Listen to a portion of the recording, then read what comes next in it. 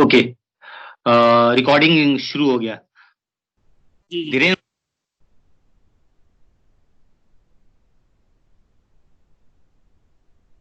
मेरी आवाज आ रही है आपको?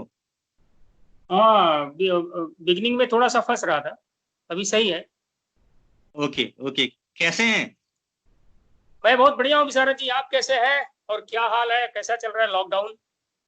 लॉकडाउन तो बहुत मतलब जिस तरह से सारी दुनिया का हाल है उसी तरह से यहाँ पे भी है ना। जितने लोग हमें देख रहे हैं, मैं थोड़ा सा धीरेन जी का इंट्रोडक्शन देना चाहता हूँ। इनका पूरा नाम है धीरेन शुक्ला, मुंबई में है, बॉलीवुड में एज एन डीओपी काम करते हैं। बहुत सी बॉलीवुड की फिल्म, पंजाबी फिल्म और बहुत से वेब सीरीज में काम कर चुके हैं। आज बहुत फुर्सत के समय में मैं धीरेन भाई को रिक्वेस्ट करके कम से कम आधा घंटा 45 मिनट कुछ चीजों पे डिस्कस करने चाह रहा हूँ, है ना। धीरेन भाई, thank you for your time, है ना। आपको भी बहुत बहुत धन्यवाद, और आपसे हरदम बात करके मजा ही आता है। हम लोग जब भी मतलब कोई डिस्कशन करते थे हाँ। सिनेमा को लेके, तो वो मजा ही आता है हरदम। तो मैं बहुत उत्सुक हूँ आपसे बात करने में अभी। आज फिर से हम एक नई शुरुआत करते हैं। धीरेन भाई, मैं तो जानता हूं, मैं चाहता हूं कि लोगों को भी पता चले कि आपने कैसे सोचा कि मैं फिल्म में आऊंगा और वो भी डिपार्टमेंट संभालूंगा, कैमरा डिपार्टमेंट। ये दिमाग में कैसे आया, जबकि बॉलीवुड सोचते साथ मतलब लोग ग्लैमर देखते हैं या तो एक्टर बनने की कोशिश करते हैं, है ना। तो आपने मतलब डिपार्टमेंट ही कैमरा क्यों चूज किया, या फिर कैसे मतलब फिल्म में आने का शौक चढ़ा? विशारद जी, अब इसका तो अब जब स्टूडेंट लाइफ में हम लोग रहते हैं, मैं ग्रेजुएशन कर रहा था यहाँ गोरखपुर यूनिवर्सिटी से। तो उसी वक्त मेरे दिमाग में था कि यार ये एक ऐसे मीडियम से जुड़ा जाए कहीं। सॉरी, कुछ कॉल आ रहा था, मोबाइल मोबाइल पे तो कॉल आ रहा था, इसलिए थोड़ा सा डिस्टर्ब हुआ। तो जब मैं ग्रेजुएशन में था तभी वैसा लग रहा था कि भाई मीडिया में कुछ तो काम करना है मुझे। मैं मतलब काफी इससे जुड़ना चाहता था, पता नहीं किस किस फॉर्म में जुड़ना चाहता था। एक्टर तो नहीं होना था, मुझे पहले से पता था। बट मेरा शुरू में रुझान था कि मैं डायरेक्शन में जाऊंगा, ऐसे करके मुझे मुझे लगता था। बट मैं साइंस का स्टूडेंट था, तो मुझे लगा कि यार पहले सिनेमाटोग्राफी सीखते हैं, क्योंकि मुझे बहुत डिफिकल्ट लगता था वो। कि मानो मैं डायरेक्टर हो गया तो मैं कैसे बता पाऊंगा कि मैं कैसे शॉट लूंगा और क्या करूंगा। इसके नाते मुझे लगा कि भाई सिनेमाटोग्राफी बहुत इंटरेस्टिंग है। और उस वक्त मेरा दिमाग बन गया था, यार मैं सिनेमाटोग्राफी पहले सीखता हूँ, फिर देखेंगे डायरेक्शन में क्या होता है। तो ओके। उस तरीके से मैं सिनेमाटोग्राफी की तरफ थोड़ा सा मेरा इंक्लाइनेशन हुआ, और फिर मुझे चांस मिल गया एफटीआई में। एफटीआई पुणे? जी जी जी, film and television okay institute of India में। और मैं लकी था कि 2003 में मेरा एडमिशन हो गया वहाँ पे सिनेमाटोग्राफी कोर्स में। Post graduate diploma in cinematography करके एक कोर्स है एफटीआई में, तो उसमें मेरा एडमिशन हो गया। तो मैं बड़ा लकी मानता हूँ कि मुझे फिल्म स्कूल में जाने का मौका मिल गया कैमरा सीखने के लिए। करेक्ट। कैसा रहा तो फिल्म स्कूल का सफर कैसा था आपका? क्योंकि नॉन फिल्मी बैकग्राउंड से साइंस का स्टूडेंट डायरेक्ट जब फिल्म स्कूल में जाता है तो क्या क्या मतलब इनोवेशन आपको देखने को मिला? क्या क्या ब्लॉकेज जो था दिमाग का खुला वहां पे? मुझे तो पहले पता ही नहीं था कि ऐसा इतना इतना अच्छे तरीके से ऑर्गेनाइज पढ़ाई होता है फिल्म फिल्म को लेके। तो पहली बार तो मैं एफटीआई गया तो मैं तो मतलब मेस्मराइज्ड हो गया कि भाई ये कोई जगह है। मैं ऐसा कोई यूनिवर्सिटी अटेंड नहीं किया था लाइफ में। हम लोग तो बस वही गांव गिराव वाले यूनिवर्सिटी जो मतलब ऑन द ब्रिंक्स ऑफ ऐसे जगह है, तो वैसे यूनिवर्सिटी हम लोग अटेंड किए थे कि जहाँ टीचर एकदम वो वो पता नहीं ब्लैक पढ़ाई बोर्ड भी के आगे, होती है। या टीचर आके ब्लैक बोर्ड के आगे खड़े हो जाते हैं और हम बहुत दूर बेंच पे बैठे रहते हैं और उनका लेक्चर सुनते हैं और मतलब नोट डाउन कर लेते हैं और चले जाते हैं। कोई वन टू वन इंटरेक्शन नहीं होता है। बट जब एफटीआई में गया तो देखा कि भाई वहाँ के प्रोफेसर्स और हम लोग, ऐसा फील ही नहीं हो रहा कि हम वहाँ पे मतलब अ, कोई ऐसा यूनिवर्सिटी वाला माहौल है जिसमें टीचर एकदम आगे खड़ा हो और हम उसके क्वेश्चन ही ना पूछ पाए और वो अपना लेक्चर दे के चला जाए, हम अपने अपने तरीके से अपना उनका लेक्चर समझ ले। वहां तो एक अलग ही माहौल था, वो जो गुरु शिष्य वाली परंपरा है कि मतलब ऐसा लगता है फैमिली है वहां पे। मतलब आप अपने ऐसे मतलब फैमिली मेंबर के साथ बैठे हो और कोई भी क्वेश्चन पूछ लो, और वो मतलब इन एंड आउट, मतलब जिंदगी से लेके सिनेमा तक का सब कुछ वहां बात होता था। तो जाके वहां पे दिमाग खुला कि भाई ये एक जगह है, मतलब ये सबको यहाँ पे आना चाहिए, ऐसा ऐसा फीलिंग था कि भाई ये जगह सबको अटेंड करना चाहिए। तो एक बड़ा रेयर अपॉर्चुनिटी था, और मैं बहुत बहुत थैंकफुल हूँ मतलब गॉड को कि मुझे ऐसा एक जगह मिला जहाँ पे मैं कुछ सीख पाया। कितने साल थे आप एफटीआई में? एफटीआई में मैं था 2003 से लेकर 2007 तक है, 3 2007 साल। तक। तो ऑलमोस्ट 4 साल डिप्लोमा आते आते 4 साल लग जाता। बड़ा अच्छा मेरा बैच, बड़ा अच्छा था, बड़ा रेगुलर निकल गया था। तो 2003 से लेकर 2007 तक हमारा डिप्लोमा आ गया था लास्ट। ओके। और सिनेमा को लेकर जो देखने का नजरिया था कितना चेंज हो गया 4 सालों में? अब मुझे कहेंगे तो मेरे लिए तो आमूल परिवर्तन था। मतलब मैं तो कभी वर्ल्ड सिनेमा, हम तो हरदम बॉलीवुड देखने वाले लोग थे, ठीक है। हम तो गोविंदा का फिल्म देखते थे, मिथुन चक्रवर्ती, अमिताभ बच्चन की फिल्में ही देखा था मैंने तब तक। मैं, मुझे याद है कि मैं इंग्लिश फिल्म में से मैं टाइटेनिक खाली देखा था अपने लाइफ में एफए जाने से पहले। ओके। इंग्लिश फिल्म, जब ये फिल्म इंस्टीट्यूट गए तो देखे भाई हम तो ल्यूमियर ब्रदर्स का जो साइलेंट फिल्म था उससे लेके और पूरा वर्ल्ड सिनेमा, या फ्रेंच है, हंगेरियन सिनेमा है, रशियन है, टार्कोस्की की फिल्में हैं, ठीक है, और ईस्टर्न यूरोपियन सिनेमाज। तो हमें पता चला कि भी ऐसे ही फिल्म, जापान का फिल्म, ठीक है, तो ईरानियन फिल्म्स। तो वहां जाके पता चला कि भाई इतना ऐसा ऐसा भी फिल्म बनता है, फिल्म ऐसा भी और ये होता भी है। और ऐसे ऐसे मतलब इस तरीके का सिनेमा का लैंग्वेज है कि डिफरेंट डिफरेंट कंट्री में डिफरेंट डिफरेंट लैंग्वेज है। मतलब ऐसा ऐसा इश्यूज पे फिल्म बन सकता है करके पता ही नहीं था। हमें तो लगता था कि सिनेमा तो खाली मतलब बस मनोरंजन वाला ही है, जिसमें गाने होते हैं और हीरो होता है, विलेन होता है, और लास्ट में एक रेजोल्यूशन हो जाता है। तो उस टाइप का ये था। हमें पता ही नहीं था कि भाई डॉक्यूमेंट्रीज भी बनते हैं, अच्छे अच्छे डॉक्यूमेंट्रीज है कि जहाँ मतलब सोशल इश्यूज के पे फिल्में हैं, फार्मर्स का इश्यूज को लेके फिल्म है, स्टूडेंट रिवोल्यूशन को लेके फिल्म है, या बहुत आर्ट कल्चर पेंटिंग इनको लेके भी फिल्म होता है करके तो आइडिया ही नहीं था। उधर जाके फर्स्ट ईयर में तो ऐसा लगता था कि भाई ऐसे अब स्क्रीनिंग होता था हमारा 6:30 के बाद, इवनिंग में 6:30 के बाद हरदम स्क्रीनिंग होता, क्लास तो चलता ही था जहाँ पे थिएटर होते थे और अच्छी प्रोजेक्शन था, फिल्म प्रोजेक्शन, और अच्छे अच्छे प्रोफेसर आते थे, फिल्म के बारे में बताते थे, उस पर डिस्कशन चलता था, उनका पर्सपेक्टिव देखने को मिलता था कि भाई फिल्म को इस नजरिए से भी देखा जाता है। तो हम लोग तो भाई एकदम मतलब एक तो हम तो एकदम नॉर्थ बेल्ट के एकदम, जहाँ पे एक किस्म से आप बोल सकते हैं कि इस तरीके से सिनेमा को मतलब देखने का जो नजरिया है वो था ही नहीं। वहां जाके ही लगा कि भाई हाँ इसमें तो है, बात है कुछ। हम जैसा सोचते थे उससे कई एक तो मतलब हम तो 1% भी नहीं सोचते थे फिल्म को लेके, जिस जिस तरीके से जो परसेप्शन था फिल्म का, यहाँ आके तो मतलब एक्सपोजर ही चेंज मिला हो। है सिनेमा।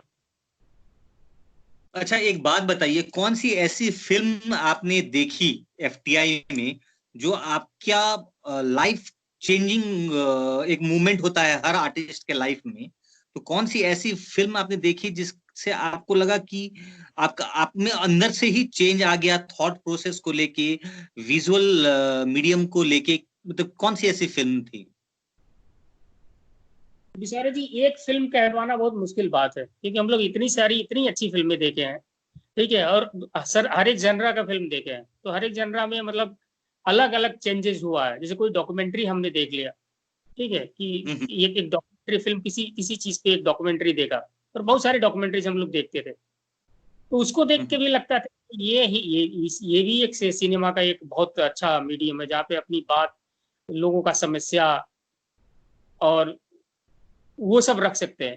प्लस कितना फिक्शनल फिल्म था, जैसे ट्रूफो का फिल्म देख के ऐसा लगता था बड़ा इजी, बड़ा अच्छा फिल्म लगता है, बड़ा इजी अच्छा अच्छा टाइप का फिल्म है। टार्कोवस्की का मिरर उरर देख लो तो ऐसा लगता है अरे यार ये क्या विजुअल्स है, मतलब ये क्या फिल्म है। फिर हम लोग मतलब हंगेरियन वंगेरियन फिल्म था, ठीक है, पैराजोनोव की फिल्में थी, बहुत सारी पैराजोनोव की फिल्में थी, बड़ा आर्टिस्टिक और एकदम कुछ वहाँ पे कोई डायलॉग ही नहीं है, खाली विजुअल चल रहे हैं। तो वो सब देख के भी बहुत वो हुआ, मतलब ये सिंगल फिल्म कह पाना। जैसे आप माजिद मजीदी की फिल्में हम लोग बहुत देखते थे, ईरानियन फिल्म, या एक छोटा सा एक एग्जैक्टली। बच्चा का के, और आप द चिल्ड्रन ऑफ हेवन जैसे फिल्मों को लेके आप देखोगे तो आपको लगेगा भाई ये क्या फिल्म है, बच्चों का फिल्म। मतलब हम लोग बच्चों का फिल्म इधर, जब हम लोग जब ग्रोइंग पीरियड में थे, ग्रेजुएशन में थे या इंटरमीडिएट में थे, तो उस टाइम पे हम लोग वो फिल्म कभी देखने ही नहीं जाते थे। बच्चा बच्चों का फिल्म, उसको क्या देखना है। उसको देखे तो लगता था भाई ये है एक सिनेमा, मतलब आप एक इमोशनल फीलिंग, और आप कैसे पर्दे पे निकाल के लेके आते हो, और आप कैसे उसको देख के प्रभावित हो जाते हो इतना ज्यादा, आपको रोना आ जाता था, एग्जैक्टली। जैसे बाइंडिंग, आप हुक्ड हो जाते थे जब वो चलता था। तो वो सब फिल्में हैं, वो सब देख के ऐसा लगता था कि भाई ये सब फिल्म है। या मतलब इंडियन सिनेमा में अब अदुर गोपाला कृष्णन की फिल्में हैं, वो सब देख के ऐसा लगता था कि भाई ये अच्छा, इंडिया में ऐसा फिल्म, ऐसा ऐसा फिल्म भी बनता है यार, इंडिया में ही ऐसा फिल्म बनता है। हमें एक्सपोजर ही नहीं था। सही या बात है, आप सही बात है। सत्यजीत रे एक की फिल्म, एक्सपोजर ही तो दे सकता है अपने स्टूडेंट्स को। वही तो, वो तो महासागर था। मतलब वो देख के मुझे लगा कि भाई ये जगह है, मतलब यहाँ पे पूरा दुनिया है। ठीक है, नेशनल आर्काइव ऑफ इंडिया भी एफटीआई से एसोसिएटेड है, तो वहां पे भी मतलब हरदम स्क्रीनिंग 6:30 के स्क्रीन में आर्काइव में रहता था। और आर्काइव के हम्म। पास ऐसा फिल्में हैं अभी तो, अभी इस टाइम का अभी बात करेंगे 2020 का, इसमें तो अभी क्या हुआ है कि मतलब स्ट्रीमिंग प्लेटफॉर्म्स इतने आ गए हैं कि आप अभी सारे वर्ल्ड सिनेमा आपको मिल जाता है। यूट्यूब से लेके टॉरेंट से लेके आप कहीं भी ढूंढो तो सब फिल्में मिल जाती है आपको। उस टाइम पे कुछ नहीं था, मतलब आर्काइव ही था, आर्काइव में इतने अच्छे अच्छे प्रिंट थे। फिर वहाँ ऑकेजनली फिल्म फेस्टिवल होते रहते थे, रेट्रोज होते रहते थे, फला डायरेक्टर का, इसराइल के डायरेक्टर्स के हैं। फिर आप मतलब कोई अपना सीनियर कुरोसावा का पूरा एक लॉट ही चल गया। ठीक है, अब मणिकोल सर हम्म। का एक लॉट गया, तो उसमें बहुत सीखने को मिलता था। ओके। अब ये बताइए, एफटीआई से निकलने के बाद का जर्नी, जब तक आप इंस्टीट्यूट में रहते हैं आप सीखते हैं, बहुत सी चीजों को देखते हैं, मगर जब आप वहां से निकल के जब मुंबई आए तो आपका सफर कितना मतलब डिफिकल्ट रहा या कितना आसान रहा काम मिलने के लिए? क्योंकि अब तो काम ढूंढना पड़ेगा, सीख तो लिया। तो जब आप मुंबई पहुंचे तो मतलब आपका जर्नी आपने कैसे शुरुआत की है, या आपने कैसे प्लानिंग की कि मैं क्या करूं कि एज एन सिनेमेटोग्राफर मुझे काम मिले? क्या क्या किया? मैं ये चाहता हूँ कि ये सारे लोग आपकी जर्नी को मतलब सुनना डेफिनेटली चाहेंगे। देखिए, फिल्म स्कूल में जब रहो तब तो एकदम हरदम रहता कि भाई कैसे सीखूं, क्या क्या सीखूं, और ऐसा रहता। बड़ा हम लोग क्रिटिसाइज भी करते हैं बड़े बड़े अपने सीनियर्स के वर्क, बड़ा ऐसा फिल्म। ठीक है, जनरली ऐसा परसेप्शन रहता है कि भाई ऐसा कॉमर्शियल सिनेमा बड़ा अच्छा, मतलब ऐसे ही बनता रहता है, और काम तो हम्म। कमर्शियल में ही करना है सबको। आके बम्बई ही, पूना से नजदीक बम्बई ही पड़ता है, और पहले शुरू से ही था बॉम्बे ही जाना है। और फिल्म इंस्टीट्यूट में अपना डिप्लोमा का शूट हो जाता है, और डिप्लोमा रिलीज होने तक उसमें मतलब सिनेमाटोग्राफर तो पहले निकल जाता है, डिप्लोमा बनता रहता है। मतलब उसमें हम्म। उनका काम चलता रहता है, म्यूजिक व्यूजिक वो सब निकलते निकलते शूटिंग से और डिप्लोमा रिलीज तक ऑलमोस्ट वो 1 साल मेरा लग गया था। मतलब लग ही जाता है सबका 1 साल। ओके। तो मैं ऐसे ही था, इंस्टीट्यूट में ही था डिप्लोमा शूट करने के बाद। और थोड़ा डर तो लगता था कि बम्बई जाने के बाद पता नहीं क्या होगा। बट क्या था कि वो सीनियर्स, अपने वो जितने सारे बड़े सीनियर्स थे, वो बॉम्बे से इंस्टीट्यूट आते रहते थे, तो उनसे काफी कुछ सीखने को पहले ही मिल जाता था कि भाई थोड़ा हम्म। इंस्टीट्यूट जैसा काम नहीं रहेगा वहाँ, थोड़ा मतलब ये स्कूल तो फिल्म स्कूल तो है नहीं, कोई सिखाएगा नहीं। तो टेक्निकली जितना सीखना था, एस्थेटिकली जितना सीखना था एफटीआई में, तो वो मतलब बहुत ज्यादा सिखा देता है जितना एक आदमी को सीखना चाहिए। बाकी तो आपका मतलब सीखने वाला प्रोसीजर है, तो आप बात की सीखते रहो, और हरदम सीखना ही है। मतलब हरदम नया नया प्रॉब्लम, नया नया चीज आता ही रहता है, तो आपको खुद तो सीखना ही रहता है। बट इंस्टीट्यूट इतना आपको सिखा देता है कि आपको जो इंटरनल डर नहीं रहता है किसी इक्विपमेंट को लेके, किसी मतलब ऐसी चीज को लेके, कोई ऐसा अंदर झिझक नहीं रहता है। इधर आके यही एग्जैक्टली। रहता है कि आप लोगों से डील करोगे कि भाई एक डायरेक्टर से हम्म। कैसे मिलना, पर्सनल डायरेक्टर, जहाँ इतना पैसा वैसा लगता है। इंस्टीट्यूट में रहो तो पैसे वैसे का कोई पहला बात नहीं रहता। हमें कैन मिलता आपका रहता है, हमें मिलता रहता है, और अपने जो डायरेक्टर होते हैं सब फ्रेंड्स होते हैं, तो जिसमें आप थोड़ा सा उनसे ही नहीं होता है, आप कुछ इन एंड आउट बात कर सकते हो उनसे, यार ये अच्छा नहीं लग रहा है, चल ऐसा कुछ करते हैं, या वो ऐसा बोलेगा, वो मेरे को कुछ बोल देगा कि भाई ये अच्छा नहीं लग रहा है यार, तो और बढ़िया कुछ करते हैं। तो बड़ा म्यूचुअल सा एक फैमिलियर, मतलब फैमिली वाला डिसीजन रहता है वहाँ पे। बट यहाँ पे इंडस्ट्री में आके तो ऐसा है नहीं भाई, आप नए जगह जा रहे हो, नए लोगों से मिलना है, फिर वहाँ उनका ऐसा स्टेक रहता है, पैसे का स्टेक रहता है कि इतना बजट है उसमें, और आप ऐसे मतलब लेजरली काम नहीं कर सकते हो यहाँ पे, आप टाइम फ्रेम है, टाइम बाउंड है। इंस्टीट्यूट में टाइम का उतना ज्यादा वैल्यू नहीं रहता था, हम लोग जब तक एक कोई फ्रेम अच्छा नहीं ठीक नहीं कर लेते हैं, कोई अच्छा परफेक्शन नहीं हो जाता, तब तक रोल ही नहीं होता था यहाँ पे तो ऐसा है नहीं, एक एक मिनट बहुत तो वो तो एक डर था। बट मेरा लकली मेरा ये हुआ था कि मेरे एक सीनियर थे सोमक मुखर्जी, तो मैं डिप्लोमा शूट करके बैठा हुआ था, एक दिन आए, वो एक फिल्म कर रहे थे सुभाष जी के साथ, सुभाष घई जी के साथ, ब्लैक एंड व्हाइट। तो बोले तू मुझे ओके। चलेगा असिस्ट करे, कैंटीन में ही बात है, कैंटीन बैठे तो आए और बोले कि तू, मैं एक फिल्म कर रहा हूँ, तू करेगा? तो मुझे बड़ा अच्छा लगा यार कि चल बहुत बढ़िया है, इससे अच्छा अपॉर्चुनिटी क्या है। मैं ढूंढ ही रहा था बॉम्बे आने की, कोई आइडिया ही नहीं था कहाँ जाके कहाँ रहूंगा यार, पता नहीं कैसे होगा क्या होगा। तो वो बोले कि चल, तो उनके साथ मैं चला आया। तो ओके। उस फिल्म तो उनसे काफी कुछ सीखने उखने को मिला कि भाई कैसे काम किया जाता है, इंडस्ट्री में कैसे काम किया जाता है, क्या होता है, कैसे हो। तो एक बड़ा अच्छा सा था कि भाई मैं आ गया तो एटलीस्ट यहाँ बॉम्बे में आके स्टेप इन करने का एक जगह मिल गया था मुझे वो। और फिर ऐसे ओके। मिलता गया, फिर सीनियर थे परमवीर सिंह, फिर वो एक फिल्म कर रहे थे हल्ला करके, फिर उन्हें EMI की, उनके साथ में चला गया, तो उनके साथ काफी दिन रहा, एक साल 2 साल तक, तो काफी अच्छा था। मतलब कभी ये नहीं हुआ कि मैं बॉम्बे में नया हूँ, क्योंकि सब सीनियर्स थे, तो एक बड़ा अच्छा प्लेटफॉर्म मिल जाता है FTI से आने के बाद, आपको एक अच्छा सपोर्ट मिल तो जाता है कि एक अच्छे इंस्टीट्यूट से पास आउट होने का एक ये फायदा है कि सीनियर्स पहले से काम कर रहे हैं, तो आपको अप्रोच करने में इजी हो जाता है। बहुत बहुत इजी, बहुत इजी, बहुत इजी रहता है। मतलब फिर उसके बाद में जब आप इंडिपेंडेंट काम करने लगो, फिर उसका एक अलग मतलब वो है। बट आपका फाइनली हर पहला कोई, इंडिपेंडेंट पहला इंडिपेंडेंट मैं एक फिल्म कर रहा था, वो बना ही नहीं, बहुत दिन तक 9 महीने तक हम लोग काम किए, बहुत रेकी वो की किया, बड़ा बड़ा अच्छा अच्छा था कि हो जाता वो फिल्म। बट एक डायरेक्टर थे, बट वो मतलब अभी शायद पता नहीं कहाँ है। तो मुझे ऐसे ही मिल गए थे मेरे मतलब अपने बैचमेट के थ्रू ही ऐसे लगा कि फिल्म एक बंदा, एक डायरेक्टर डायरेक्टर कैमरामैन ढूंढ रहा है, तेरे को चाहिए क्या, कर ले। तो वो फिल्म का टाइम था, तो जब फिल्म पे शूट चलता था, तो उनसे बातचीत हुई। फिर मेरा पहला फिल्म ही था, मुझे लगा कुछ भी फिल्म मिल जाए यार, ऐसा रहता है इंस्टीट्यूट से निकल के आओ यार, कोई इंडिपेंडेंट फिल्म मिल जाए, मैं करूँ करूँ करके। तो एक ऐसे इंडी फिल्म था, तो वो मिल गया। तो वो फिल्म 9 महीने तक हम लोगों ने एज ए प्री प्रोडक्शन किया, लेकिन वो फिल्म फाइनली वो शूट हुआ ही नहीं। हो। गए पूरा इंडिया में वो रेकी किया, मध्य प्रदेश से लेके मतलब वाही, फिर मध्य प्रदेश पूरा छान मारा, झारखंड पूरा छान मारे, फिर मॉरिशस गए, मॉरिशस बहुत छान मारे हम लोग पूरा लोकेशन को लेके। बट वो फिल्म हुआ ही नहीं। तो बड़ा मतलब मेरे मुझे बहुत दुख हुआ था कि यार यार फर्स्ट फिल्म ही था और हुआ ही नहीं, अब क्या होगा। ओके। अच्छा धीरेन भाई, अब ट्रेनिंग हो गई, बॉम्बे आ गए, है ना, काम मिलना शुरू हो गया। मैं ये चीज पूछना चाहता हूँ, और शायद जितने भी लोग हैं जो कल के समय में सिनेमेटोग्राफर बनना चाहते हैं, तो एज एन सिनेमेटोग्राफर फिल्म में आपका रोल क्या होता है? जैसे आपको स्क्रिप्ट कोई डायरेक्टर ने अप्रोच किया, और जब आपको स्क्रिप्ट आपके हाथ में आती है, तो शूटिंग से लेके या प्री प्रोडक्शन से लेके लास्ट तक एग्जैक्टली DOP का रोल क्या होता है? अब DOP का रोल देखिए, अब ऐसे कहा जाए तो मतलब जो थियोरेटिकली ऐसे कहा जाता है कि ये मतलब थियोरेटिकली क्या, ऐसे प्रैक्टिकली भी है। बहुत सीनियर भी कहते थे कि दे आर एज लाइक को राइटर ऑफ द फिल्म, मतलब को राइटर ऑफ द बुक।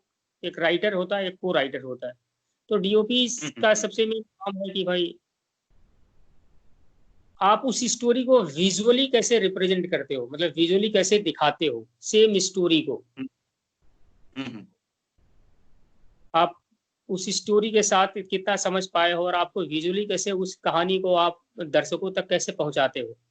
तो डीओपी का तो एक मेन रोल है ये। और डीओपी का रोल जैसे यदि सिनेमा को आप 3 भागों में बांटते हैं, प्री प्रोडक्शन, प्रोडक्शन और पोस्ट प्रोडक्शन, तो डीओपी मतलब स्क्रिप्ट से लेके यदि कोई अच्छा फिल्म बन रहा है, मतलब जहाँ पे आप टोटल आपका कंट्रीब्यूशन रहता है, तो वो आप स्क्रिप्ट से लेके आप लास्ट का प्रिंट निकलने तक, मैरिड प्रिंट निकलने तक आपका रोल रहता है वहां तक। ठीक है, अभी डीसीपी हो गया, डीसीपी तक आपको ये रहना वर्ड पड़ता है। प्रिंट बहुत दिनों के बाद मैंने सुना है, क्योंकि डिजिटल आने के बाद लोग ये शब्द को यूज नहीं करते। हाँ, अभी थोड़ा थोड़ा सा टर्मिनोलॉजी थोड़ा चेंज हुआ, क्योंकि पूरा अभी 2000 मतलब आप देखेंगे 2007 के बाद, 2007 8 या 2010 के बाद, 2010 के बाद डिजिटली एकदम डिजिटल कैमराज आ गए और उसका वर्कफ्लो ही टोटली चेंज हो गया। मतलब रेयरली, मतलब बहुत बड़े जो प्रिविलेज्ड आदमी हैं, नॉलन जैसे डायरेक्टर्स या टैरेंटिनो जैसे लोग, वो लोग ही फिल्म पे शूट कर पा रहे हैं, बाकी सब डिजिटली ही है। प्लस अब मीडियम यार, कलम आने से कविता थोड़ी चेंज हो जाएगा। कलम बहुत टाइप के कलम आते हैं, किताब कॉपी आते रहते हैं, नोटबुक आते रहते हैं। कविता तो लिखने वाले गुलजार साहब तो उसी पे लिख रहे हैं, लैपटॉप पे भी लिख रहे हैं, उस पे भी लिख रहे हैं, तो सेम ही है। तो फिल्म आने से और डिजिटल आने से आपको कुछ वैसा बहुत बेहद मतलब बृहद अंतर नहीं है, थोड़ा टेक्निकल अंतर हो गया, या थोड़ा लोगों का नॉस्टैल्जिया भी है कि भाई फिल्म ऐसा था और वैसा था। अब मुझे कोई स्क्रिप्ट आता है, जैसे मेरा जो अप्रोच है, सबका अलग अलग अप्रोच होता है।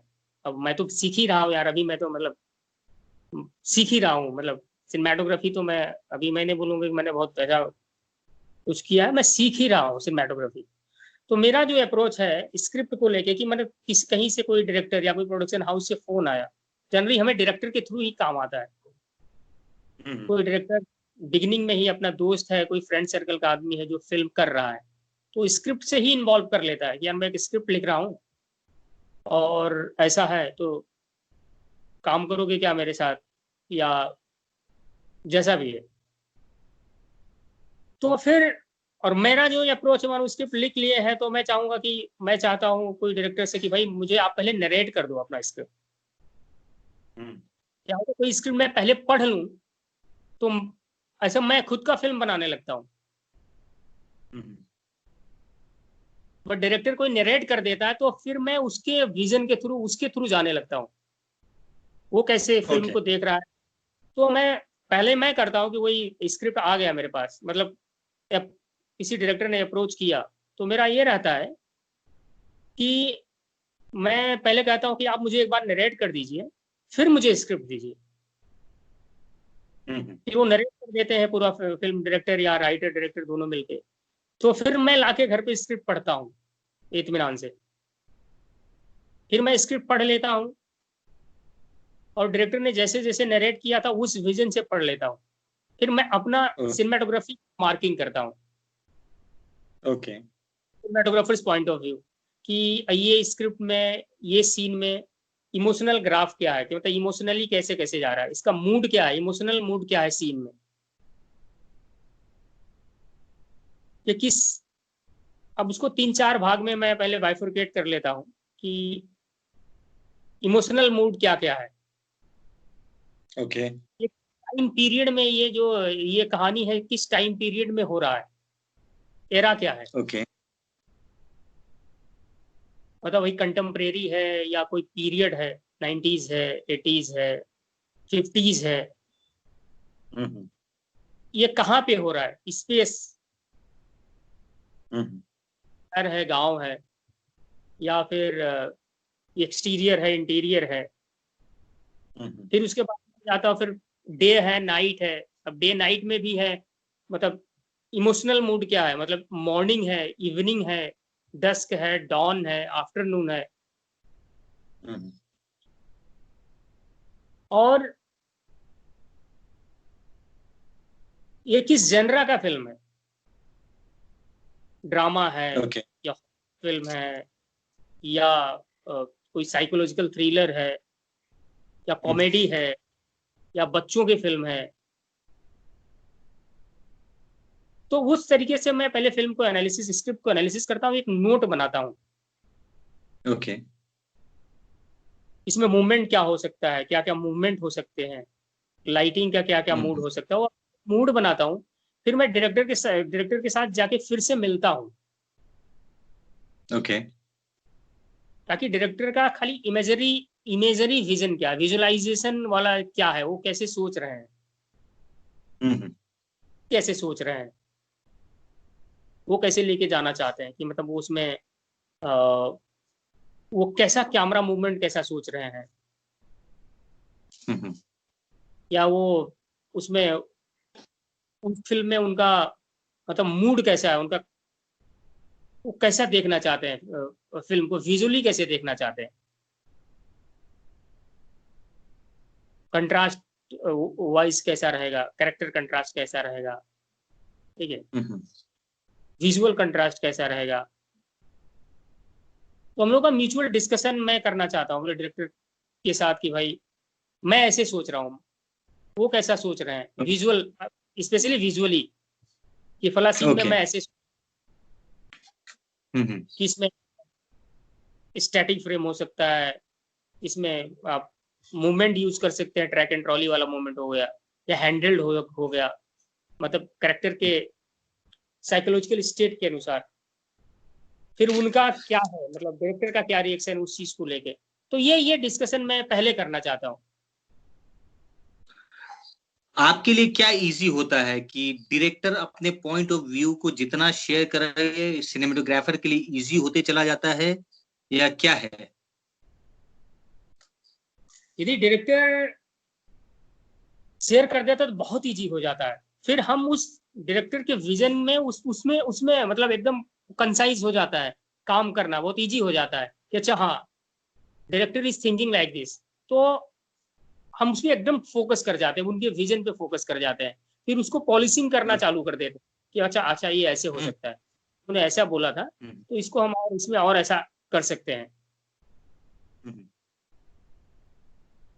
और लाइटनिंग करते समय जब आप सेट पे होते हो तो डायरेक्टर जो जो लाइट वगैरह है जो आप मार्किंग करके जब जाते हो, तो डायरेक्टर का कितना रोल रहता है कि मुझे इस तरह का लाइटनिंग चाहिए या क्या चाहिए, है ना? मतलब क्या होता है, मतलब दोनों के बीच में, मतलब डायरेक्टर और सिनेमेटोग्राफर के बीच का जो कोऑर्डिनेशन है वो क्या है? अब अलग अलग डायरेक्टर का अलग अलग अप्रोच रहता है। जैसे कोई कोई डायरेक्टर होते हैं वो बता देते हैं कि ये मैं ये ऐसे मूड में सोच रहा हूँ, ठीक है, ये ऐसा मूड है, तो वो ओवरऑल उस पे बता देते हैं, कि मतलब स्टोरी वाइज वो बता देते हैं एकदम, कि मेरे यार मैं देखो ऐसे ऐसे ऐसा मूड सोच रहा हूँ, इस स्पेस में, इस स्पेस में ऐसा मूड सोच रहा हूँ, इस कैरेक्टर का ऐसा मूड है। तो एज ए सिनेमेटोग्राफर फिर मैं उसके अनुसार लाइटिंग मतलब डिजाइन कर लेता हूँ। ओके। कोई हॉरर फिल्म है या कोई ड्रामा ही फिल्म है, या character ऐसा है कि जो बहुत बेडरूम में है, बड़ा दुखी है, उन्होंने इमोशनली बता दिया कि उसका ऐसा मेंटल स्टेट है, तो उसके अनुसार मैं लाइटिंग, या कोई कोई डायरेक्टर ऐसा हो तो बड़ा प्रिसीजन वाइज बता देते हैं कि यार मेरे को ऐसा यहाँ पे एक सॉफ्ट टाइप का चाहिए, वो बैकग्राउंड में ऐसा आएगा, या वो बंदा ऐसा सिलवेट में खड़ा है विंडो के सामने और सिलवेट है, बड़ा बड़ा एकदम ओके। डायरेक्टली बता देते हैं। तो अलग अलग अप्रोच है, तब दोनों अच्छा रहता है। मतलब वो आप कैसे, आप एज ए डायरेक्टर और सिनेमेटोग्राफर कैसे आप उसको एक आपस में एक म्यूचुअल अंडरस्टैंडिंग कैसे डेवलप कर लेते हो विजुअल का। तो दोनों अप्रोच मुझे ओके। अच्छा लगता है। और हम जब जनरली शूट जैसे के फिल्म का डिस्कशन हो गया, वो सब हो गया, फिर हमारा टीम का जो मीटिंग होता है, जैसे मानो मैंने डायरेक्टर के साथ डिस्कशन कर लिया सिनेमेटोग्राफी पॉइंट ऑफ व्यू से, बट डायरेक्टर के साथ साथ पूरा टीम होता है, चोडीज का जो टीम है, जिसमें प्रोडक्शन डिजाइनर, आर्ट डायरेक्टर, बहुत अहम भूमिका आर्ट डायरेक्टर का सिनेमेटोग्राफी के लिए। तो आर्ट डायरेक्टर तो मेरा मतलब बैकबोन ही है, वो स्पेस कैसे है, उनका प्रॉप कैसा है, उसके अनुसार ही सिनेमेटोग्राफी होगा। तो उनके साथ कॉस्ट्यूम डिजाइनर के साथ मीटिंग, ये अपने यदि सिंग साउंड है तो साउंड रिकॉर्डिस्ट जो सेट पे रहेंगे उनके साथ का मीटिंग। कभी कभी एडिटर रहते हैं, एडिटर के साथ जो एक अपना एक चोडीज का एक मीटिंग है डायरेक्टर के साथ, director, DOP, costume designer, production designer, sound recordist, उसके साथ का एक बृहद मीटिंग रहता है जिसमें हम लोग डिस्कस कर लेते हैं कि अब वो लोग कैमरा से क्या एक्सपेक्ट करते हैं, या मैं उनसे कर देता हूँ, मैं शेयर कर देता हूँ कि भाई मुझे ये फला सीन में ऐसे ऐसे लग रहा है, आप ऐसे ऐसे करो, बहुत अच्छा हो जाएगा विजुअली, मैं और उसको इनहेंस कर सकता हूँ और अच्छा कर सकता हूँ। या उसमें कोई ग्राफिक्स का काम है जो बाद में मुझे रिप्लेस करना है फिल्म में, कि पीछे कुछ विंडो के पीछे कुछ अभी कंटेम्प्रेरी में कुछ स्ट्रक्चर बन गया है, उसको बाद में हमें रिप्लेस करके पीरियड का कुछ स्ट्रक्चर बनाना है। तो उसमें जो आर्टिस्ट हैं उनका इन्वॉल्वमेंट, वो सब प्री प्रोडक्शन में बड़ा जरूरी होता है, उसको डिस्कस करना, और करते हैं हम लोग, मतलब उस टाइप से काम होता है। तो जब हम सेट पे आते हैं ड्यूरिंग प्रोडक्शन, जो शूट के टाइम पे आते हैं, तो काम बहुत इजी हो जाता है क्योंकि ऑलरेडी हम डिस्कस कर चुके होते हैं। प्लस रेकी के बाद हम पूरा स्पेस डिसाइड कर लेते हैं कहाँ पे हमें शूट करना है, किस टाइम पीरियड, किस मतलब डे के किस टाइम पे शूट करना है, फला सीन किस टाइम पे शूट करेंगे। और वो रेकी हो गया, रेकी के बाद मानो आप हमारी ईपी होते हैं, एग्जीक्यूटिव प्रोड्यूसर, बहुत मतलब अहम वो है तो भाई हाँ यहाँ पे ये हो शूट हो सकता है, नहीं हो सकता है, या हमारे बजट में वो आ रहा है कि नहीं आ रहा है। उसके बाद लोकेशन डिसाइड हो जाता है, तो फिर हम जाते हैं सेकंड रेकी, मतलब जिसको टेक्निकल रेकी बोलते हैं। अब टेक्निकल रेकी पे जाके हम लोग, मैं, डायरेक्टर, प्रोडक्शन डिजाइनर और भी अपने एसोसिएट असिस्टेंट डायरेक्टर्स, उनके साथ एक ब्लॉकिंग करते हैं जिसको स्टेजिंग बोलते हैं। तो मतलब मानो कोई बिल्डिंग या कोई घर हमने चूज कर लिया, तो कोई एक्सटीरियर इंटीरियर जो भी है स्पेस हमने चूज कर लिया, तो उसमें शॉर्ट स्टेजिंग कैसे होगा, कि फला सीन में एक्टर कहाँ से कहाँ आएगा, क्या होगा, कहाँ पे रहेगा, विंडो पे जा रहा है, विंडो पे बेड पे बैठ रहा है, सोफा पे बैठ गया, या कितने एक्टर, नंबर ऑफ एक्टर कितने हैं।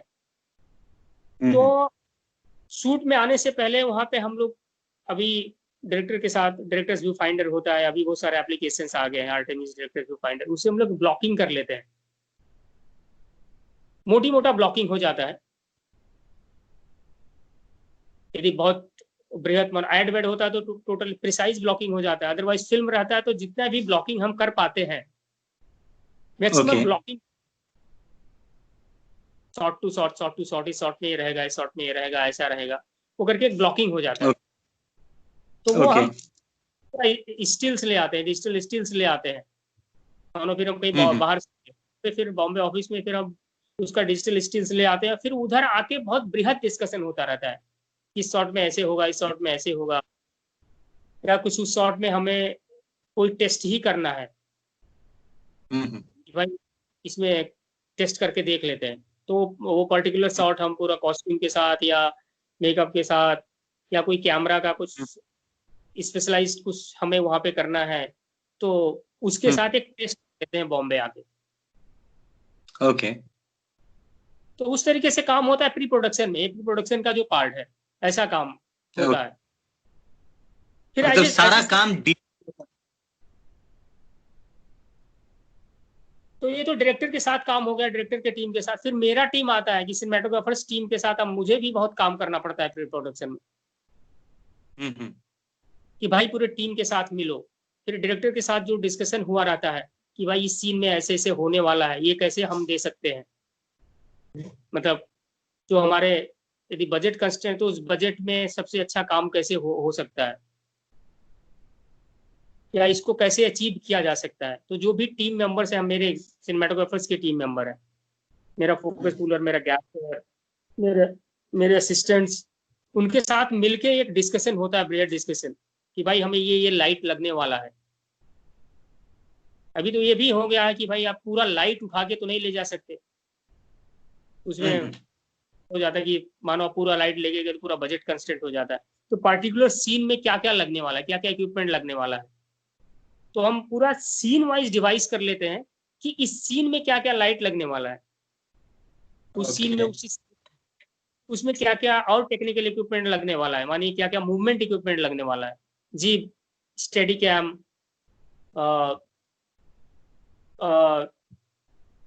पैंथर डॉली या ट्रैक एंड ट्रॉली या और सारा इक्विपमेंट जो है, या पर्टिकुलर कोई लेंस हो गया कि प्रोब लेंस यूज कर रहे हो फला लेंस फला सीन में, तो सीन वाइज हम लोग डिवाइड कर लेते हैं कि हमें इस सीन में क्या क्या इक्विपमेंट लगने ही वाला है। तो उसका एक लिस्ट बनाते हैं पहले, यदि टेस्ट करना रहता है। अब शूट में जाने से पहले बहुत सारे टेस्टिंग करना पड़ता है जैसे सिनेमेटोग्राफर। अब कैमरा हम कहाँ से ले रहे हैं, क्या कैमरा, पहले बात चॉइस ऑफ इक्विपमेंट क्या है, के साथ बैठ के बात हो जाती है कि भाई मैं ऐसा लुक चाहता हूँ, ऐसा लुक चाहता हूँ। फिर अपने ईपी रहते हैं, एग्जीक्यूटिव प्रोड्यूसर, उनसे बात हो जाती है कि अपना ये बजट है, इस बजट में ये इक्विपमेंट आएगा, तो उस इक्विपमेंट, उस बजट में, उस दायरे में रह के इक्विपमेंट का चॉइस करते हैं कि फला कैमरा चाहिए। अभी डिजिटल कैमरा में से बहुत सारा कैमरा आ गया, क्या कैमरा चाहिए, हमारे बजट में क्या कैमरा आ रहा है, या एस्थेटिकली कौन सा कैमरा हमें चाहिए एज ए डायरेक्टर का जो मांग है। जैसे सिनेमेटोग्राफर हम लोग चाहते हैं कि भाई सबसे अच्छा कैमरा यूज हो हरदम, मतलब सारे सिनेमेटोग्राफर्स का यही रहता है कि सबसे अच्छा कैमरा क्या यूज हो सकता है इस फला हाउस के लिए, जो इमेजरी क्वालिटी बहुत अच्छा है उससे, उसमें हम चूज करते हैं। बहुत सारे कैमराज हैं, फिर कोई रेड यूज करता है, कोई एलेक्सा यूज करता है, फिर अभी बहुत सारे और कैमराज आ गए हैं, सोनी के कैमराज हैं, कैनन के हैं। तो कैमरा आप लोग lenses, choice of lenses, spherical lens use करना है, कोई एनामॉर्फिक यूज करना है, या उस लेंस में भी बहुत सारे लेंसेज है, अल्ट्रापाइम लेंसेज है, जैसे कूक है। तो क्या कलर कलर चॉइस है, क्या आपको क्या बजट में मिल रहा है, तो वो चूज करते हैं हम, इसको अप्रूव करवाते हैं प्रोडक्शन से कि भाई ये अप्रूव हो गया, ये है फला फला सीन में एक इक्विपमेंट यूज होने वाला है, इसमें जिम्मी जीप यूज होने वाला है, या इसमें स्टडी कैम का सॉफ्टवेयर स्टडी कैम यूज होने वाला है, या इसमें गिम्बल चाहिए तो गिम्बल यूज होने वाला है, या हैंडल्ड होने वाला है ये सीन। तो पूरा वो डिस्कस हो जाता है। इसको स्पेशल चीज है इस सीन में यूज होने वाला है कि रेन है, या डे में रेन है, नाइट में रेन है। नाइट में कोई गांव शूट करना है तो उसके लिए हमें क्या स्पेशल लाइट चाहिए, बलून लाइट चाहिए, या हम बहुत बड़ा इंडस्ट्रियल क्रेन यूज करने वाले हैं, तो वो सब का हम तैयारी करते हैं और प्रोडक्शन के थ्रू उसका अप्रूवल करवाते हैं। तो उसमें प्री प्रोडक्शन में बहुत ये सब बहुत काम रहता है। फिर हम कैमरा टेस्ट करते हैं, जब ये सब हो गया, अप्रूव हो गया, तो फिर हम जाके जहाँ से कैमरा वेंडर है वहां से कैमरा अप्रूव करवाते हैं। शूट में जाने से पहले कैमरा होता है, लेंस का पूरा टेस्ट करते हैं कि भाई इक्विपमेंट्स सेट में जाने से पहले पूरा टेस्ट कर लो, उसका मार्किंग कर लो।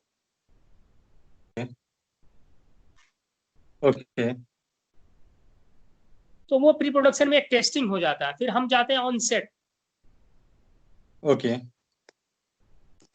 अब प्री प्रोडक्शन में तो बहुत सारा बात और बहुत सारा चीज क्लियर हो ही जाता है, शॉर्ट डिवीजन हो जाता है हमारा। तो अब सेट पे हम लोग जाते हैं एज ए सिनेमेटोग्राफर, मतलब मैं एज ए सिनेमेटोग्राफर बात कर रहा हूँ। फिर शूट के टाइम पे पहले, आज मानो सेट पे हम लोग गए हैं, सीन का पहला शुरुआत है, तो सीन कैसे शुरू करना है, तो हम तो ऑलरेडी पहले वो डिस्कशन हो जाता है डायरेक्टर के साथ स्टेजिंग के बारे में, शॉर्ट डिवीजन के बारे में। अब कभी कभी होता है कि हम एक्टर के वर्कशॉप में भी बैठते हैं, बॉम्बे में एक्टर यदि वर्कशॉप चल रहा है तो वर्कशॉप में भी बैठते हैं, तो उधर भी पता चल जाता है कि एक्टर इस सीन को कैसे परफॉर्म कर रहे हैं, वो कैसे कर रहे हैं। तो एक्टर के मूवमेंट, एक्टर का वो इमोशनल, वो देख के उसके अनुसार भी हम शॉर्ट को कभी कभी हम वो करते हैं, ट्विक कर देते हैं कि भाई इसमें बहुत अच्छा लग रहा है, एक्टर ऐसे परफॉर्म कर रहे हैं। अब एक्टर तो वहां पे जब वर्कशॉप करते हैं बॉम्बे में, तो वो तो एक हॉल में करते हैं, वो स्पेस नहीं होता है जहाँ पे शूट करना है। एग्जैक्टली। जब एक्टर आते हैं तो हमारा कोशिश ये रहता है कि हम एक्टर को पहले बुला लें बिगिनिंग ऑफ शूट, जैसे शूट शुरू होने से पहले हम चाहते हैं कि एक्टर एक बार आ जाए, और जो वर्कशॉप में किया था ये प्योर स्पेस में आ जाए जहाँ पे ये सीन होने वाला है। उस स्पेस में वो जितने नंबर ऑफ कैरेक्टर्स है वो आके वहां पे एक बार मॉकिंग रिहर्सल कर लें, मतलब मोटी मोटा एक रिहर्सल हो जाए वहां पे, एक्टर कहाँ पे एक्टर आके खड़ा हो रहा है, एक्टर कहाँ कंफर्टेबल आके खड़ा होना, या डायरेक्टर, कभी कभी डायरेक्टर ही बता देते हैं यार मेरे को ऐसे ऐसे चाहिए, तो एक्टर उस तरीके से अब आके एक बार परफॉर्म कर देते हैं वहां पे। फिर हम बोलते हैं सर आप अभी चले जाओ, अब उसके अनुसार मुझे आइडिया हो जाता है कि एक्टर यहाँ यहाँ यहाँ यहाँ यहाँ इस स्पेस में इस पॉइंट पे जा रहे हैं। ओके। तो अब डायरेक्टर के साथ हमारा हो जाता है कि हाँ यदि शॉर्ट डिवीजन को थोड़ा मॉडिफाई करना है कि हाँ ये मूवमेंट यार एक्टर ऐसे कर रहा है तो यहाँ पे थोड़ा ऐसे होगा, ये मूवमेंट ऐसे कर लेते हैं। वो डिस्कशन हो गया, हमारा ब्लॉकिंग लॉक हो गया, तो फिर हम लाइटिंग पे जाते हैं कि भाई अब हमें अपने गैफर को बोल के, लाइटिंग टीम को बोल के कि भाई ऐसे ऐसे लाइटिंग करना है। ओके। मैं उसको बता देता हूँ कि भाई मेरे को यहाँ पे ऐसे लाइट चाहिए, बैकग्राउंड पे ऐसे चाहिए, फोरग्राउंड में ऐसे चाहिए, ठीक है, एक्टर के ऊपर ऐसा लाइट चाहिए, या पूरा पहले स्पेस ही लीटअप कर देते हैं, तो उस मूड के अनुसार स्पेस लीटअप हो जाता है। तो ये मोटी मोटा प्रोसीजर है लाइटिंग का, ऐसा ऐसा ऐसा लाइटिंग हो जाता है। अब जब फिल्म खत्म हो जाती है, टाइम आप पूरी फिल्म शूट टाइम में पूरा करना है। तो लाइटिंग जब हम कर लेते हैं तो फिर हम डायरेक्टर को इन्फॉर्म कर देते हैं, एडीज को इन्फॉर्म कर देते हैं कि हमारे तरफ से लाइटिंग हो गया है, आइए शूट करते हैं। तो ये है, मतलब ये बेसिक स्ट्रक्चर है काम करने का, ये बेसिक। अब जब एक बार जब फिल्म शूट करके जब कंप्लीट हो जाता है तो उसके बाद क्या रोल होता है डीओपी का? मींस कलर करेक्शन में क्या काम होता है, एडिटिंग में आपका कितना इन्वॉल्वमेंट होता है? अब सबसे बड़ी बात आ जाती है ड्यूरिंग शूट ही। अभी क्या है कि लाइव एडिटिंग का लोग यूज कर रहे हैं, ऑनलाइन एडिटिंग जिसको मतलब ऐसा वेक टर्म है ऑनलाइन एडिटिंग, कि सेट पे एडिटर आ जाता है और सेट पे ही कि कोई बड़ा सेट बना हुआ, सेट टूट ना जाए या कुछ शॉट रह ना जाए, तो हम सीन का एक ओवरऑल रफ कट, एक रफ एडिट कर लेते हैं। ओके। तो उधर हमें जाता है कि कहाँ हमको ये शॉट छूट तो नहीं रहा है या हम कैसे कर रहे हैं। तो वो भी एक कॉन्सेप्ट आ गया। तो एडिट ऑलमोस्ट पहले सेट पे ही रफ एडिट, अभी ऑलमोस्ट जितना भी मैं फिल्म किया हूँ तो almost rough edit on set ही हो जाता है। तो कभी लगता है कि हाँ ये कोई सेट मतलब रिमूव करने से पहले ही कुछ रहता है तो हम शॉट ले लेते हैं। ओके। उस कि भाई ऐसा लाइटिंग कंटिन्यूटी मानो था कि एडिटर ने एडिट किया, हम दूसरे सेट पे चले गए और पिछले वाले सेट का कुछ ऐसा शॉट बचा हुआ है तो हम उसको आके तुरंत शूट कर लेते हैं रिमूव होने से पहले। Okay.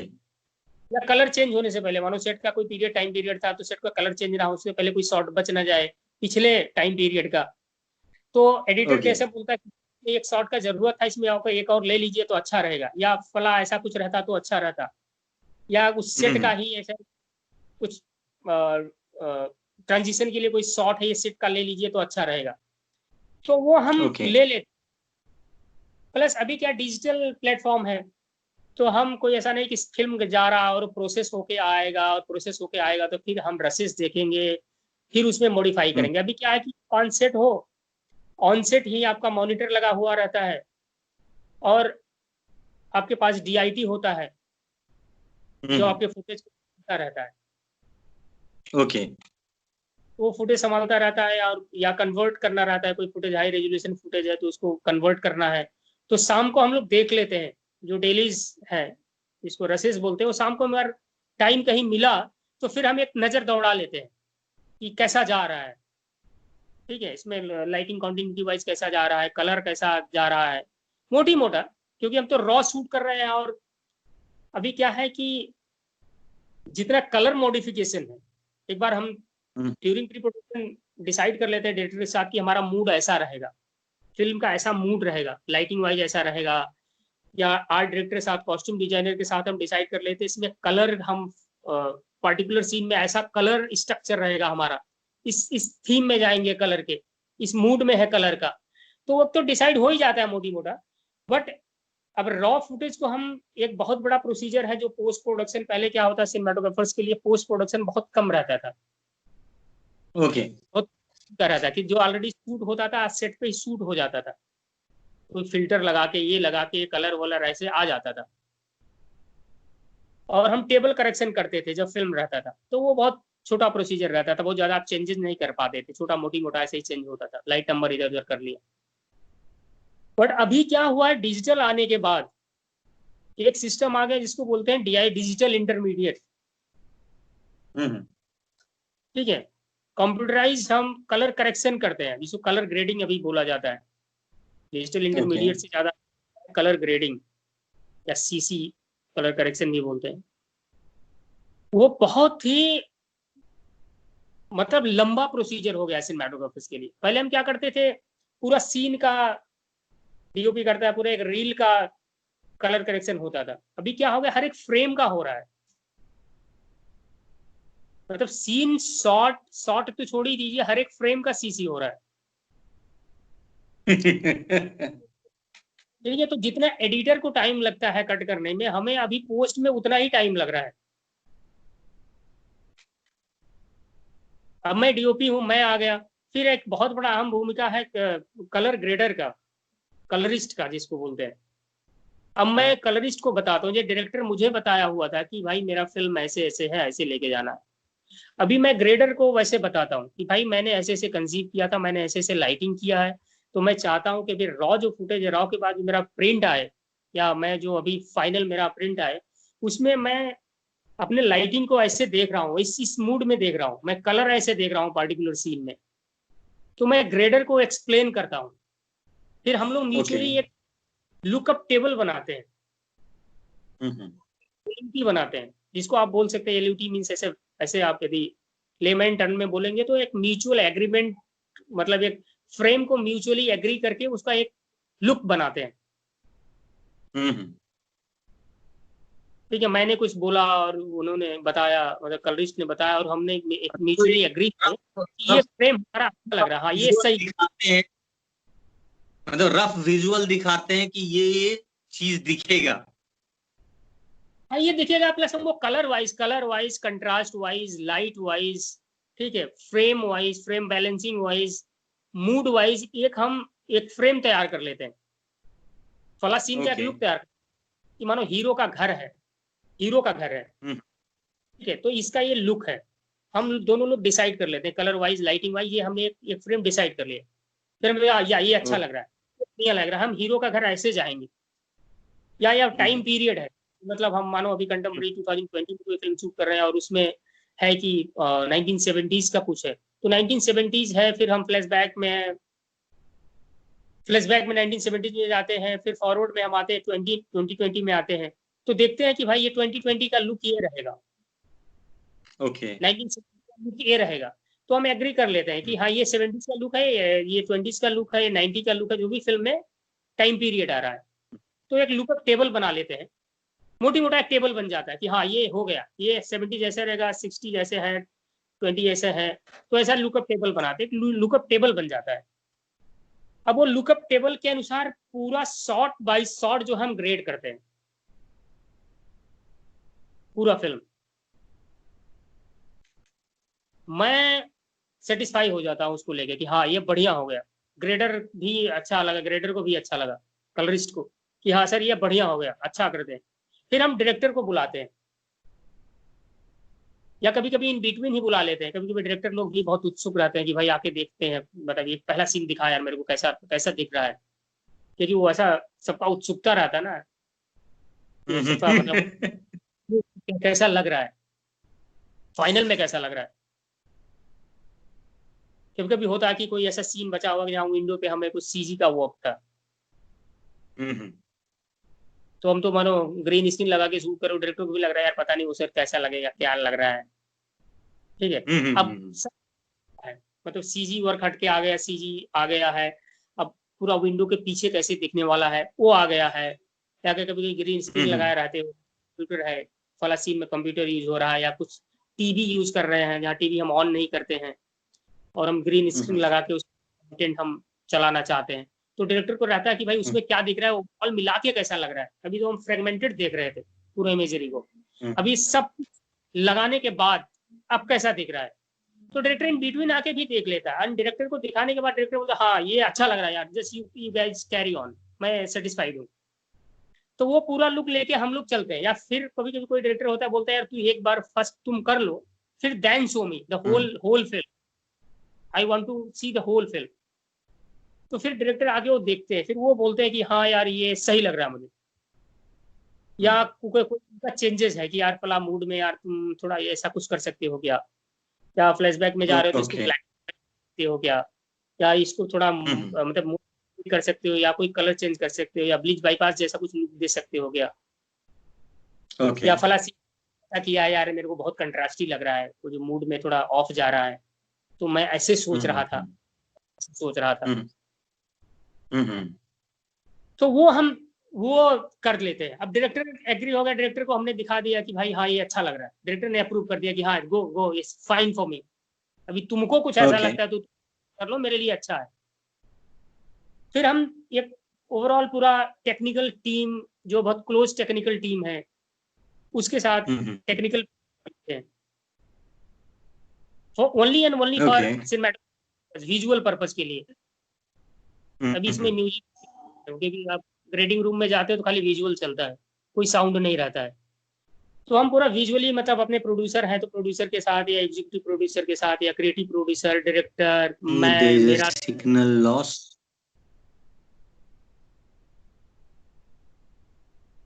Vishara ji, can you hear me? Yeah I can hear you, I can hear you. थोड़ा सा सिग्नल का प्रॉब्लम था, अब सुनाई दे रहा है। तो मैं बोल रहा था कि जब एक बार डायरेक्टर ने सिग्नल दे दिया कि he is okay and he like it, yeah he has some changes, he has given the changes and we have done the changes, तो फाइनली जब हम सेटिस्फाई होते हैं और कलरिस्ट सेटिस्फाई हो जाता है और डायरेक्टर का चेंजेस इनकॉर्पोरेट हो जाता है, तो हम एक प्रीव्यू करते हैं, मतलब technical preview specially for cinematography purpose, जिसमें मैं, ओके। डायरेक्टर, प्रोड्यूसर, या कभी सम टाइम प्रोड्यूसर, तो एक हम फिर से प्रीव्यू रखते हैं। सब कुछ हो जाने के बाद, कलर करेक्शन के बाद सब कुछ सीजी वर्क लग जाने के बाद, वो लग जाने के बाद हम एक प्रीव्यू रखते हैं, फिर से देखते हैं फिल्म। चलो आप देखते हैं, कुछ गैप भी ले लेते हैं हम लोग, कलर करेक्शन करते हैं, आप वो सेचुरेटेड हो जाते हो, आपको लगता है बड़ा अच्छा है, तो फिर गैप ले लेते हैं कि 3 दिन 4 दिन या 1 हफ्ते का गैप, उसके बाद फिर से प्रीव्यू करते हैं। अच्छा चल फिर से देखा जाए क्या क्या लग रहा है, अब क्या लग रहा है।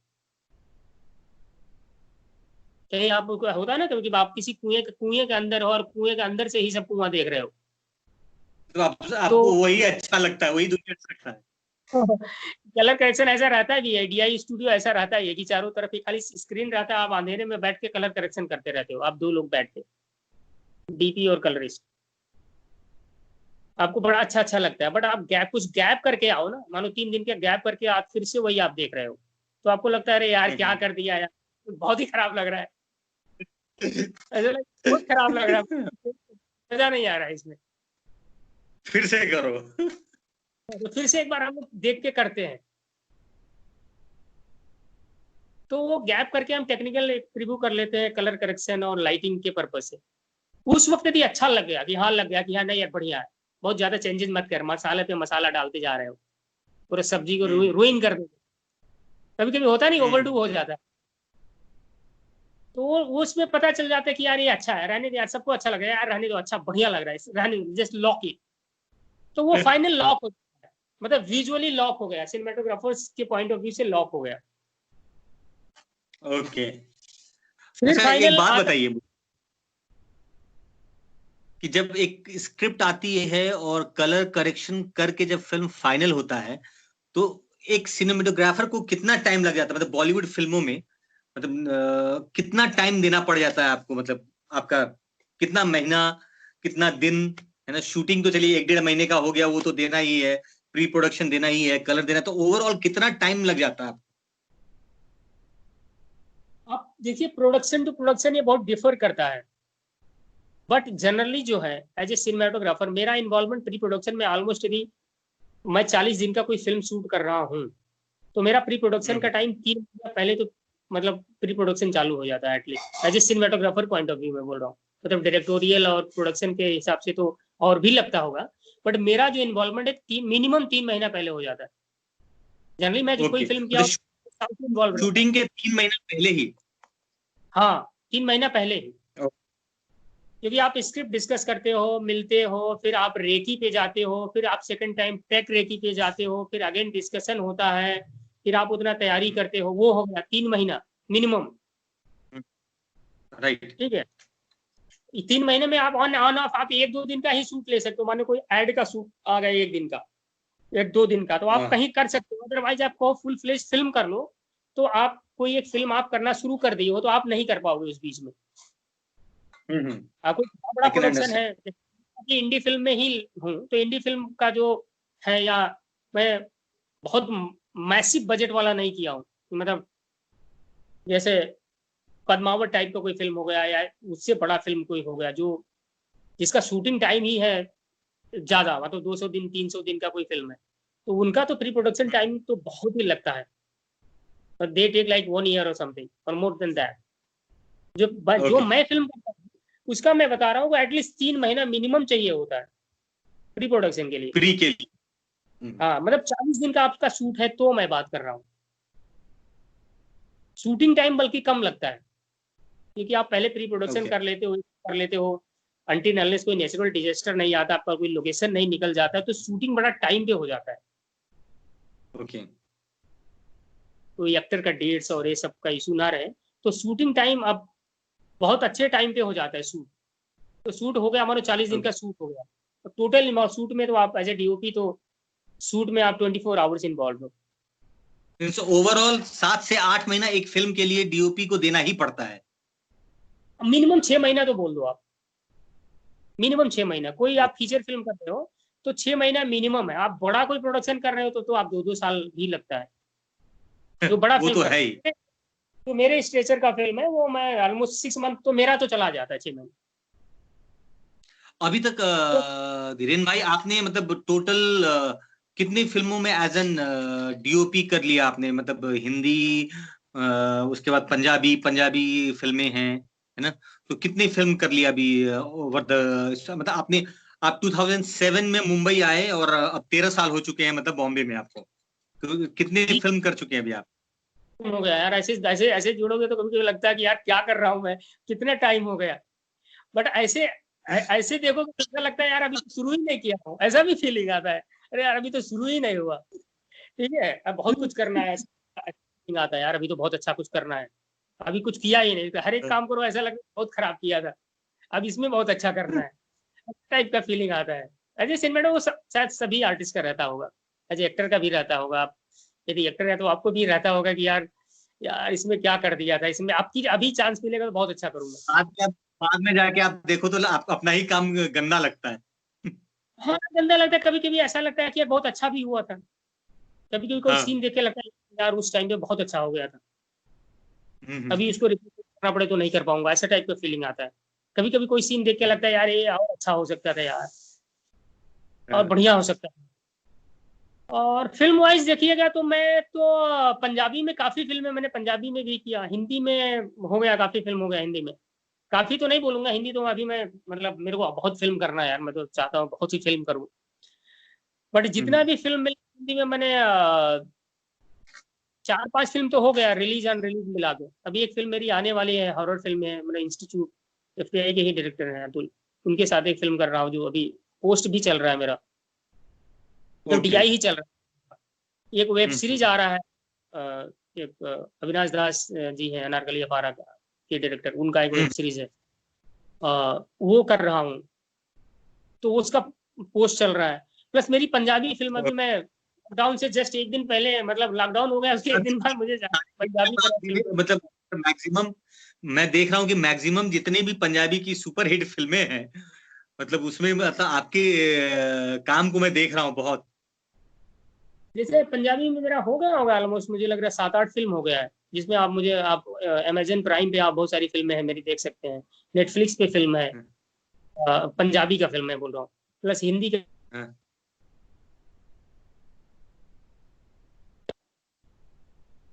सॉरी बेचारे जी, कॉल डिस्टर्ब कर गया।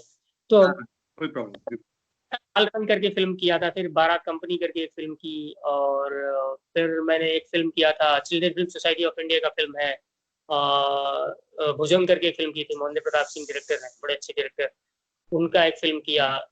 अब तो फिल्म कर रहा हूँ, वर्किंग टाइटल है डाई फाई, वो कर रहा हूँ हिंदी में। ओके। जो मतलब ये पंजाबी फिल्म की बात करने वाला था, तो अभी तो सब लॉकडाउन कोरोना जी के नाते सब तो अभी ऐसे हो गया।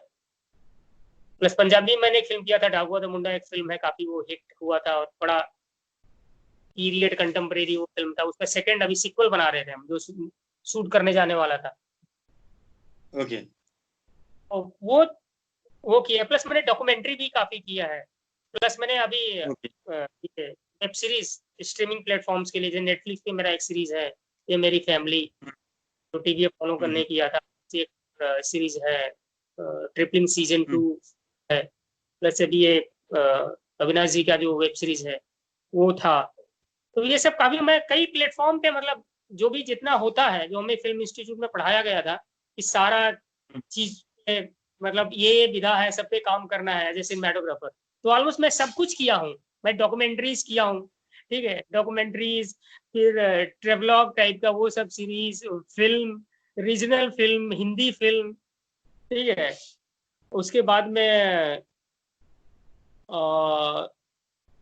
म्यूजिक वीडियोज, तो सब कुछ, मतलब सब कुछ चल रहा है। और जो भी आता है मुझे, चलिए, जो भी आता है वो कर लेता हूँ यार मैं। अभी मुझे मतलब ऐसा लगता है कि कुछ भी मिल जाए, किसमें अच्छा काम हो सकता है, ठीक है, ऐड हो गया, प्रोमो हो गया, हरदम है कि कुछ कुछ करूं मैं, तो ऐसा ऐसा टाइप का फीलिंग है। चलिए ठीक है। धीरेन भाई, बहुत अच्छा लगा आपसे बात कर, है ना। बहुत दिनों के बाद हमारी बातचीत हो रही है और बहुत इंटेंस बात हो गया सिनेमा को लेके, है ना। मैं नहीं हो, चाहता हूँ मुझे कि जल्दी, हमारी बात बहुत हरदम इसके बाद भी होता रहे। हाँ, हमेशा होता रहेगा, डेफिनेटली होता रहेगा, है ना। और हम जब भी मिलते हैं हमारी बात ही ऐसी होती है, मतलब इंटेंसी होती है हर चीज को लेके, है ना। और मैं आशा करता हूँ कि आप बहुत अच्छा काम करें, है ना। और मुझे बहुत अच्छा लगता है जब भी आपका कोई नया फिल्म का, मतलब आप लिंक जब शेयर करते हो या कुछ करते हो, तो इसी तरह से आप काम करते रहें। और जल्दी मिलते हैं, अभी तो लॉकडाउन है, लॉकडाउन के बाद जल्दी मिलते हैं। और फिर से हम लोग कैफी कॉफी डे बहुत मिस कर रहा हूँ मैं, मतलब गोकुल मैं भी धाम का। बहुत। तो शायद वो भी हमें मिस मिस कर रहा होगा, है ना। तो जल्दी जी जी मिलते हैं और फिर से हम डिस्कशन करेंगे जरूर।